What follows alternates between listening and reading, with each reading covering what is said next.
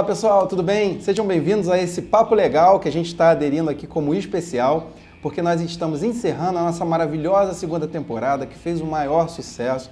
Essa segunda temporada inspirou muito a gente a continuar esse trabalho aqui. Eu queria muito agradecer ao pessoal aí que está fazendo pergunta, que está comentando, ao pessoal que se inscreveu no nosso canal. Aproveitar para fazer aquele convite, quem não se inscreveu, por favor, se inscreva, né, para a gente continuar criando aqui os debates da vida real, da prática forense, de como as coisas funcionam na prática, né, e a continuar ajudando as pessoas aí a dirimir dúvidas e a dar dicas para que consiga continuar nessa carreira brilhante que é a carreira de advogado, né. O programa de hoje, como eu disse, ele é um programa dedicado a responder perguntas e aos comentários que foram feitos agora nessa nossa última temporada, né? Nós estamos encerrando a segunda temporada, aliás, ela já encerrou. Bom, eu vou começar aqui respondendo a pergunta da Thaís Orofino, né?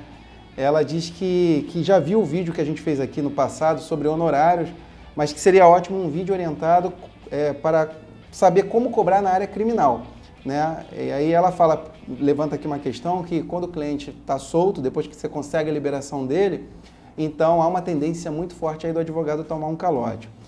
Bom, Thaís, o que eu tenho para dizer sobre isso é o seguinte, você está certa, né? É bom você ficar ligada com relação a como você vai cobrar esses honorários, relacionando isso, né, referenciando isso ao momento em que você está iniciando o seu processo, iniciando o seu trabalho. Né? Como assim? Então, veja bem, você tem a situação lá onde o cliente ou os parentes do seu cliente te procuram, normalmente para você, sei lá, fazer, digamos, impetrar um habeas corpus, impetrar um HC. Então, você precisa explicar para o cliente que o seu trabalho ele não está relacionado ao resultado. Muitas pessoas acham que o trabalho do advogado é um trabalho de fim, de resultado, quando, na verdade, o trabalho do advogado é um trabalho de meio.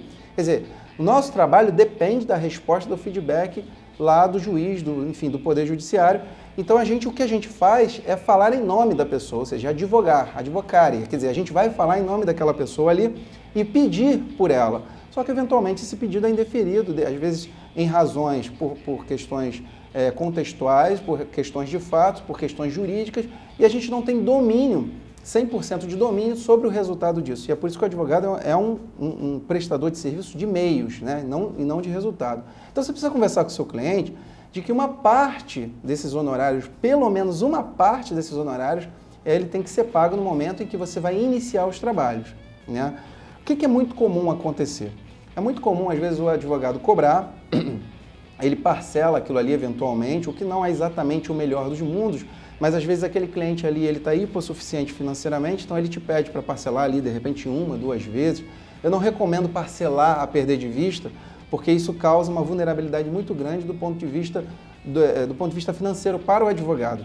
Então, digamos ali, você parcelou ali, digamos, em 2 vezes, né? A pagar no momento, uma parte no momento em que você está começando a elaborar, por exemplo, nesse exemplo que eu estou dando um HC, e a outra parte para ali para alguns dias. Nunca vincule a outra parte ao resultado, jamais faça uma bobagem dessa. Mas aí você vai e combina com o cliente. O que é muito comum acontecer? Você entra com o HC, impetra o HC, se o HC tiver um eventual indeferimento, é muito recorrente que às vezes o cliente entenda que você não é merecedor de continuar a receber os seus honorários. Isso é um problema sério. Mas esse problema ele fica mais sério na medida em que você não fez um contrato. Nos vídeos anteriores eu explico que é muito importante que todo serviço que você fizer, você tem que tentar elaborar, tem que tentar transcrever aquilo ali num formato contratual, né? O advogado que trabalha por contrato verbal, ele está, na verdade, ficando vulnerável diante de uma situação que ele mesmo tem a obrigação de evitar. Então, uma dica que às vezes, isso é uma dica prática, bem prática mesmo, tá? Vocês não vão ouvir isso em lugar nenhum, vocês não vão aprender isso na faculdade em lugar nenhum. Às vezes você está numa situação que o cliente ali, você não tem como fazer o contrato com o cliente, mas necessariamente você tem que fazer a procuração, né? Então, o que é interessante? Quer dizer, necessariamente, não necessariamente em relação ao HC. Você pode até impetrar um HC sem procuração, mas é recomendável que você tenha a procuração, até para aumentar o seu espectro de atuação. Mas aí, vamos lá. É importante que você tenha a procuração. E aí, na procuração, você pode colocar uma cláusula contratual de honorários. Veja bem, não é que isso você deva proceder assim. Eu chamo isso de medida de emergência. Então, numa situação onde você não tem como produzir o seu contrato na íntegra, ao menos você pode colocar na sua procuração ali uma cláusula contratual e aí você transforma a sua procuração numa espécie de procuração-contrato. Isso que eu estou ensinando para vocês aqui é muito eminentemente prático, tá? Isso não tem previsão em lugar nenhum. Então, é uma forma de você registrar que foi feito um contrato em tais e quais termos. E aí você vai dizer qual é o valor dos seus honorários e até mesmo a forma de pagamento que foi feita. Entendeu? Agora, você faz isso tudo e depois disso tudo o cliente não paga, aí a decisão é sua. Você pode ter essa procuração que ela vai funcionar como título executivo extrajudicial para cobrança, ou você simplesmente vai deixar o que eu chamo aqui de você vai, na verdade, assumir esse prejuízo, né? Você vai lidar com isso, isso vai acontecer algumas vezes na sua vida, na sua carreira, e é assim que funciona, entendeu? Qual é o melhor dos mundos? Você cobra os seus honorários na íntegra, o cliente paga na íntegra e logo depois disso você elabora, faz o melhor trabalho que você puder, tenta alcançar o máximo possível o resultado pretendido e uma vez que você recebeu os seus honorários, fez o seu bom trabalho, aquele resultado que virá eventualmente, se não for a gosto do cliente, pelo menos isso não vai repercutir indevidamente contra você, como infelizmente muitos clientes fazem acontecer com o advogado. Tá bom, Thaís? É assim que funciona a questão de cobranças de honorários na esfera criminal, tá? Tem uma outra pergunta aqui, tem vários comentários legais aqui que eu tô vendo dessa final de temporada, né? A gente tem gente aqui dizendo que eu não gosto de promotor de justiça, a Tatiana Viana fez um comentário aqui que eu achei até engraçado, doutor, o senhor não gosta de promotor de justiça? Eu falo, não é que a gente não gosta, eu tenho muitos amigos promotores até, né? Eu brinco muito com eles. Não é nada disso, mas eu fiz um vídeo sobre os inimigos naturais e, de fato, o promotor, ele é um pé no saco da gente, mas a gente também é um pé no saco deles. Isso aí é meramente institucional, não é nada pessoal. Tem também aqui um comentário do Everson, acho que é o Show que fala, né? Ele fala assim, advogado criminal e tem cliente há mais de 10 anos. O Everson está fazendo uma referência aqui ao vídeo anterior que eu falei que eu tenho clientes há mais de 10 anos e tudo mais. Ô Everson, preste atenção, meu camarada, o seu cliente não necessariamente só vai trazer assuntos na área criminal, não. Eventualmente ele vai trazer assuntos relacionados a outras searas do direito.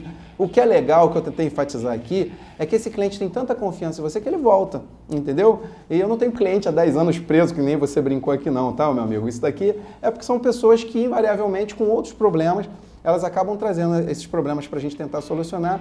E aí, ainda que eu trabalhe só, que a minha expertise seja na área criminal, eventualmente a gente pega uma coisa ou outra para ajudar o cliente.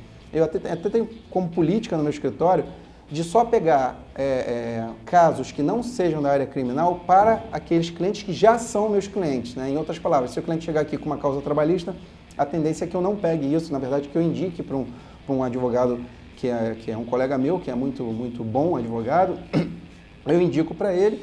Mas se o cliente já teve uma questão que eu consegui resolver aqui e ele traz um processo trabalhista, aí eventualmente eu até ajudo a dar alguma solução nesse sentido, entendeu, ô Everson?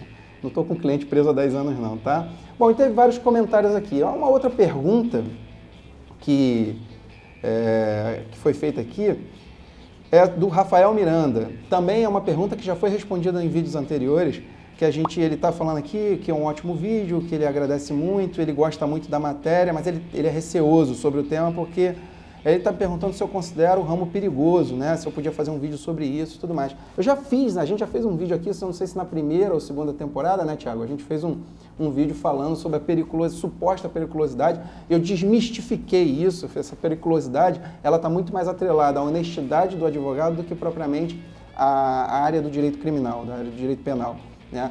Então eu tenho que te dizer o seguinte, olha só, o risco, ele não está na área penal em si. O risco está na maneira como você trata com o seu cliente e o tipo de cliente com quem você está lidando.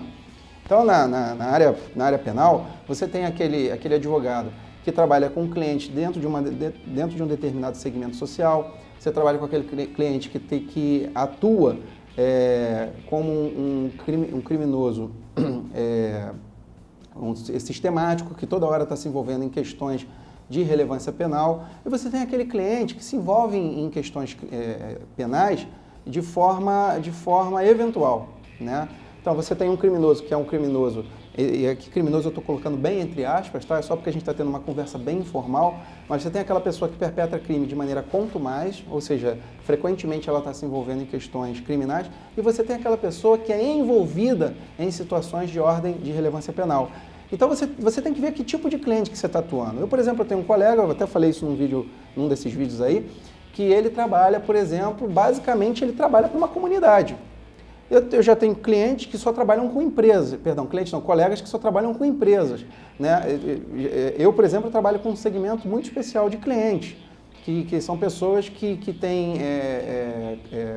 popularidade, né? Pessoas que trabalham na mídia, pessoas que trabalham em eventos e tudo mais. Eu só trabalho com esse tipo de público. Então, enfim, é o contrato que você faz com o seu cliente que vai determinar quais são as consequências que advirão a partir disso. Por exemplo, esses dias eu estava num almoço e aí um advogado amigo meu me perguntou se eu já trabalhei para facção criminosa, quer dizer, já trabalhei entre aspas, né? Se eu já atuei em defesa de pessoas que estão envolvidas em facção criminosa. Eu comecei a rir, porque o meu perfil não está atrelado a esse tipo de cliente. Mas existem advogados que trabalham com esse tipo de cliente, né? E aí, é claro, você tem que sentir a atmosfera ali. Porque se você está percebendo que o seu cliente está querendo te contratar para ser, além de advogado, uma espécie de office boy do crime, então, meu amigo, você tem que ver direitinho onde você está pisando, para depois não se ver em maus lençóis, não se ver em apuros. E é por isso que, de vez em quando, a gente ouve umas notícias sinistras sobre advogados que se envolveram em situações obscuras. Por quê? Porque, às vezes, pelo ganho de honorários, a pessoa se vende, ela não vende os seus serviços, ela vende a alma. E é isso que você precisa evitar e tomar cuidado, tá bom? Bom, tem mais uma pergunta aqui do Eduardo Bolzan. Ele está aqui agradecendo pelo canal. Valeu, Eduardo. Ele é estudante de Direito, né? E aí ele está perguntando aqui sobre a oralidade e nervosismo no júri, né? O Tribunal do Júri, ele não foi abordado nessa temporada. Eu pretendo falar sobre júri mais nas temporadas que virão. Mas, pelo que eu entendi aqui, ele está perguntando se é extremamente necessário que ele saiba atuar no júri, né, para ser um advogado criminalista, né, ou se existem muitos profissionais da área que não necessariamente trabalham com júri. Olha, Eduardo, é claro que você não precisa necessariamente trabalhar com júri, né? A verdade é que os advogados que trabalham no Tribunal do Júri, eles são minoria. Você não tem muitos advogados que trabalham no Tribunal do Júri. O Tribunal do Júri é extremamente cansativo, é extremamente estressante do ponto de vista prático, né? Porque, dependendo do caso primeiro porque pela própria natureza do cliente, né? No Tribunal de Júri ele vai julgar crimes contra a vida. Então, assim, no mais das vezes, essa é uma questão difícil de ser tratada, não é uma questão tão simples assim, né? Existe a questão da comoção pública, existe a questão midiática, existe a questão do estresse, existe a questão de, até inclusive você tem que estar fisicamente preparado para atuar no Tribunal de Júri, porque há muita tensão, há muito desgaste físico, há muito desgaste emocional, então você tem que ter todo um perfil para lidar com o Tribunal do Júri de maneira adequada. Porque lá no Tribunal do Júri você não enfrenta só a acusação, você enfrenta todo aquele teatro, todo aquele cenário das pessoas assistindo o julgamento, você tem a atuação do promotor de justiça que é muito mais ampla, você às vezes sofre ataques da mídia, você às vezes sofre ataque da própria família que está lá indignada porque o seu cliente eventualmente praticou um homicídio e tudo mais. O Tribunal do Júri não é para qualquer um, você tem que ver se você se enquadra nesse tipo de perfil, entendeu, Eduardo? Então, a dica que eu te dou é a seguinte, não se preocupa com isso, você pode muito bem ser um advogado, um criminalista, e não necessariamente trabalhar no Tribunal do Júri. Não há nenhum demérito nisso. Isso é uma questão de escolha profissional, uma escolha que é calcada no seu perfil e nas suas próprias capacidades. Entendeu? Fica tranquilo com relação a isso. Bom, gente, então é isso aí. Esse foi o nosso Papo Legal especial, né, de Middle Season, né? A gente agora terminou a segunda temporada, estamos aí nos preparando para a terceira temporada e para as novidades que estão vindo aí nesse semestre. Queria agradecer o pessoal que se inscreveu no nosso canal, queria agradecer muito o pessoal que está mandando pergunta, fazendo comentário. Pra gente é muito feliz esse feedback, mostra que a coisa está funcionando e inspira para que a gente continue fazendo esse trabalho, tá, pessoal? A gente já fez um grupo lá do Facebook, onde a gente está abrindo um canal de perguntas, respostas, comentários diretamente, é um grupo especial para o pessoal que está inscrito no canal. E não esquece de dar um pulinho lá também, dar um like na nossa página do Facebook, não esquece também de apertar aí o sininho da notificação, para que nos próximos vídeos, na próxima temporada, e o outro material que a gente está preparando para lançar, você possa ser avisado, ser alertado com antecedência e continuar com a gente aqui. Tá bom, gente? Pessoal, um forte abraço, fiquem com Deus, lembre-se que pensar é bom para todos, tá bom? Um forte abraço, tchau, tchau, até lá.